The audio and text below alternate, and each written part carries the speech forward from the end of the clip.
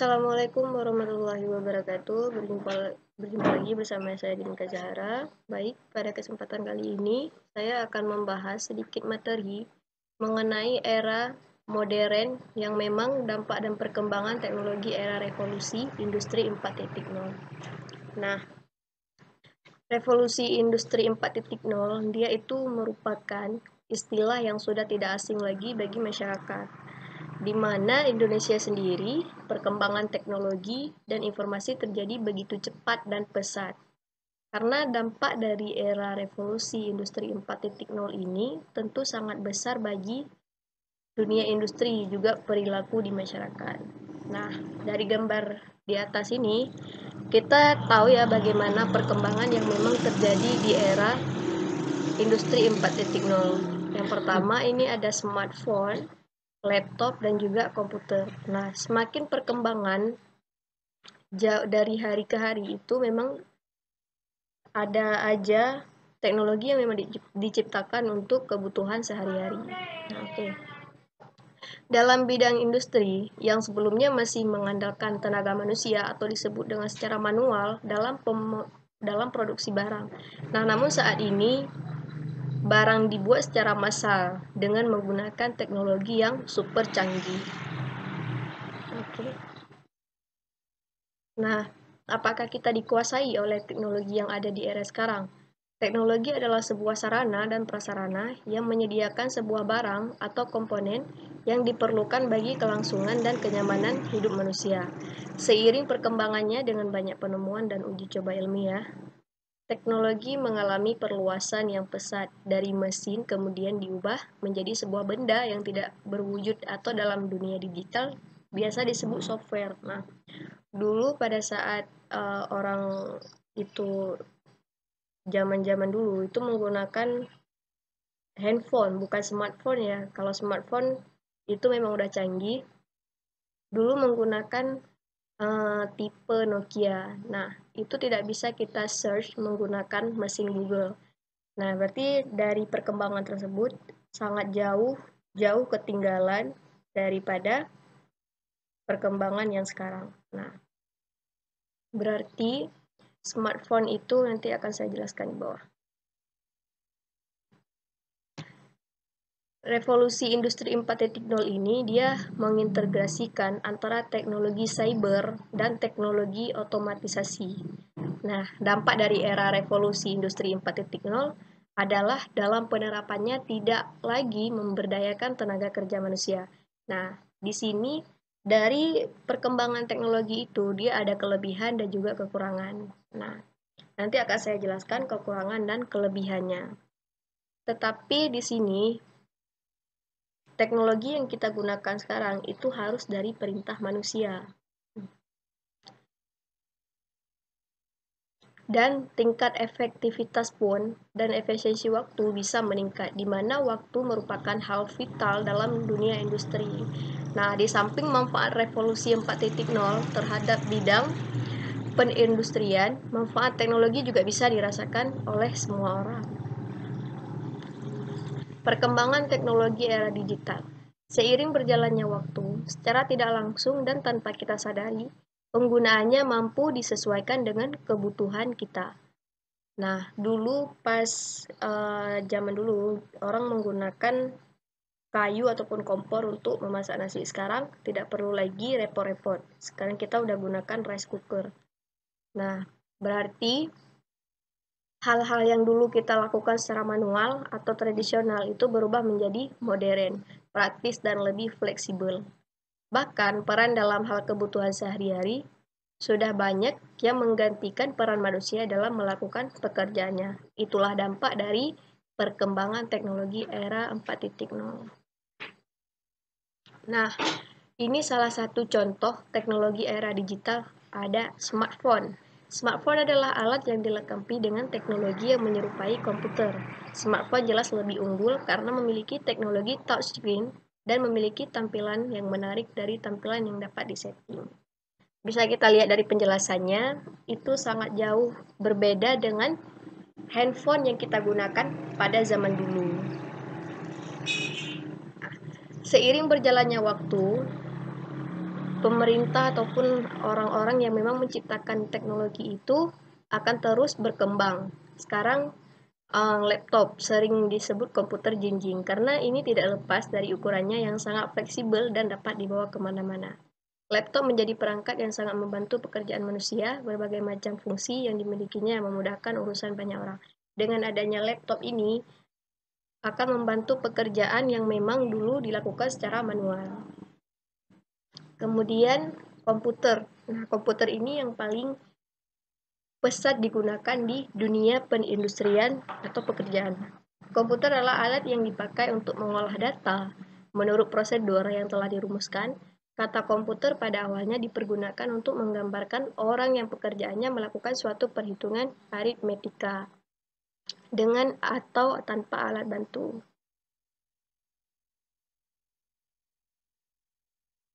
Komputer ini dipergunakan untuk menggambarkan orang yang pekerjaannya melakukan suatu perhitungan aritmetika. Nah, pada dasarnya memang komputer ini dulu digunakan untuk perhitungan, mesin hitung. Makanya dulu orang tidak mempergunakannya untuk mencari informasi ataupun yang sekarang memang digunakan seperti cyber, nah kayak gitu, hacker kayak gitu. Dulu emang digunakan untuk perhitungan. Nah, berarti apa sih dampak dari era digital 4.0 ini? Oke, kembali lagi. Nah, itu yang pertama dia terdapat memang dampak sosial. Dampak era revolusi industri 4.0 sangat signifikan terhadap bidang sosial. Sebab pada era ini, seluruh proses produksi telah menggunakan mesin teknologi yang canggih. Nah, yang super canggih bisa kita bilang. Karena memang semua menggantikan pekerjaan manusia. Menggantikan peranan manusia dalam dunia industri. Nah, tetapi komputer ini juga membutuhkan perintah dari manusia. Nah, tentu hal ini sangat berpengaruh terhadap ketersediaan lapangan kerja, sebab tenaga manusia tidak lagi diberdayakan dalam industri. Nah, sistem pendidikan yang sebelumnya diterapkan tidak akan relevan lagi dalam dunia kerja. Nah, dan dia bukan dampak sosial aja ya, ada dampak di bidang politik, bidang ekonomi, dan juga ya 3. Nah, di bidang politik itu adanya digitalisasi memang dibutuhkan sebagai sarana pemenuhan terhadap permintaan barang dalam jumlah besar dengan harga yang mudah dijangkau masyarakat. Nah, namun dampak era revolusi industri 4.0 ini sangat besar adalah terhadap meningkatnya angka pengangguran yang berimbas pada perekonomian negara. Nah, kenapa sekarang banyak pengangguran yang memang tidak mempunyai pekerjaan? Nah, itulah salah satu sebabnya kita sudah menggunakan teknologi yang super canggih yang memang sudah dikerjakan oleh teknologi tersebut, tidak membutuhkan lagi tenaga manusia. Nah, mungkin dibutuhkan tenaga manusia itu hanya beberapa orang yang memang melakukan pekerjaan di satu office. Nah, berarti yang lainnya itu tidak dibutuhkan karena memang sudah digantikan oleh teknologi tersebut. Yang ketiga, yang terakhir ini dia ada dampak pada bidang ekonomi. Nah, bidang ekonomi ini dia sangat signifikan, maksudnya sangat berpengaruh di teknologi industri 4.0 ini.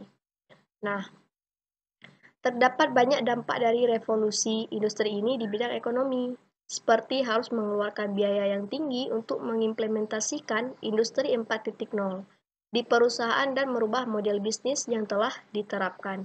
Nah, dia selain itu, penggunaan teknologi baru akan menyebabkan kerugian pada investasi teknologi yang telah dipergunakan sebelumnya. Nah, namun dengan menggunakan hal tersebut dapat meningkatkan efisiensi dan produktivitas. Nah,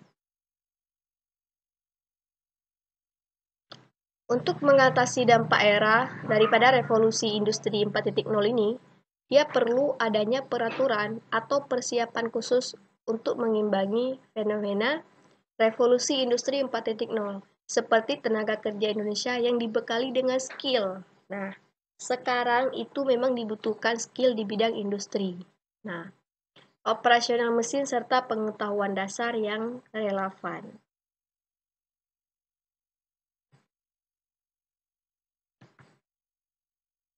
Oke, nah di sini ada kelebihan industri 4.0. Ya, yang seperti yang saya bilang tadi, semuanya itu ada kelebihan dan kekurangannya. Kita sebagai manusia pun juga mempunyai kelebihan dan kekurangan. Begitu juga dengan informasi yang diciptakan, bukan maksudnya digital yang memang diciptakan oleh manusia. Yang pertama ada pertukaran informasi lebih cepat dari satu device ke device yang lain. Dulu kita untuk mendapatkan informasi itu ada berbagai media yang memang masih media secara manual. Nah, sekarang untuk mendapatkan informasi lebih cepat itu memang sangat pesat ya. Bisa kita gunakan mesin Google atau sekarang memang lebih banyak itu di Twitter atau Instagram. Nah, di situ akan terdapat berita yang memang terupdate. Dan di mesin Google itu, informasi apapun yang kita butuhkan terdapat. Nah, berarti pertukaran informasinya lebih cepat dibandingkan pertukaran informasi yang pada zaman dulu. Yang kedua, mempermudah pekerjaan manusia dan mempermudah perputaran ekonomi.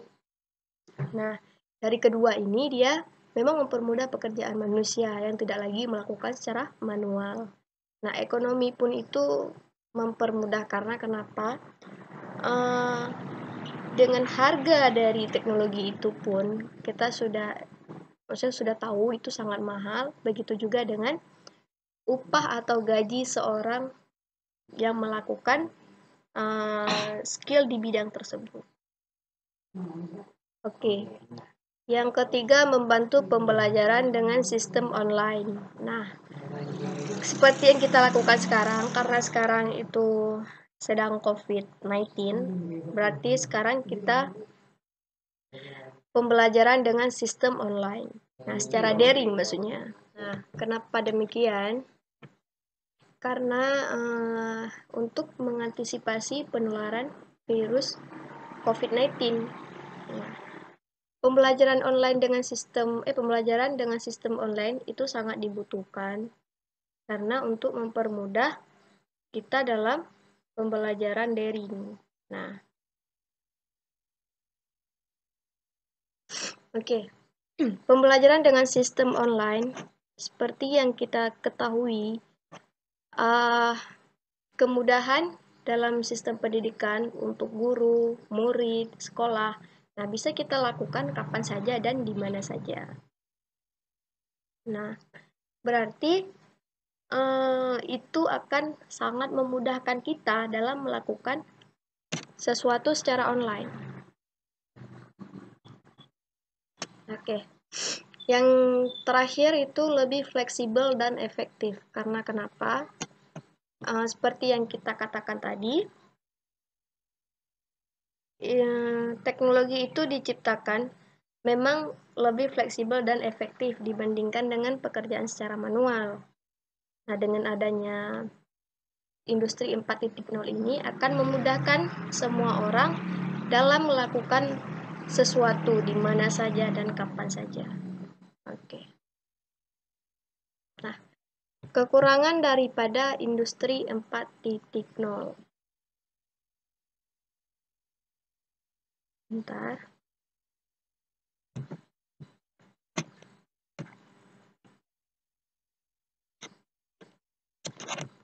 Yang pertama, masuknya budaya luar.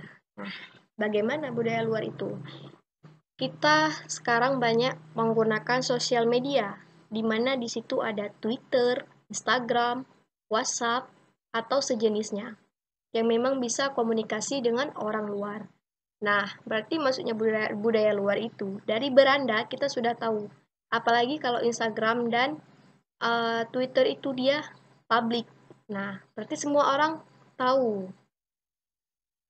Beda dengan WhatsApp itu bisa kita bilang hanya untuk pribadi, ya. Tergantung mau kita kasih nomor WhatsApp-nya ke siapa. Nah, sedangkan Instagram dan Twitter ini dia memang banyak sekali masuknya budaya luar yang terdapat di beranda. ya pintar-pintar kita menggunakan smartphone atau sejenisnya. Nah, yang kedua dia penggunaan gadget yang berlebihan. Sekarang sudah banyak kita ketahui dengan penggunaan gadget yang berlebihan akan menyebabkan sesuatu yang fatal bagi kita. Seperti sekarang banyak yang memang orang melakukan hal yang tidak berguna, seperti main game. Nah, dengan bermain game yang berlebihan itu akan membuat kita semakin enak menggunakan gadget. Nah, yang ketiga, maraknya pornografi, penipuan, kriminalitas, dan kejahatan lainnya di dunia maya. Oke, dari berita yang memang kita dapatkan di Instagram, Twitter, itu banyak sekali yang memang orang melakukan, maksudnya melakukan yang tidak seharusnya dilakukan. Nah, kejahatan lainnya di dunia maya. Seperti yang kita ketahui, banyak kriminalitas, penipuan, pornografi yang terdapat di gadget tersebut, laptop maupun komputer. Nah, oke. Mungkin itu saja materi yang dapat saya sampaikan. Lebih dan kurang saya mohon maaf. Saya akhiri. Assalamualaikum warahmatullahi wabarakatuh.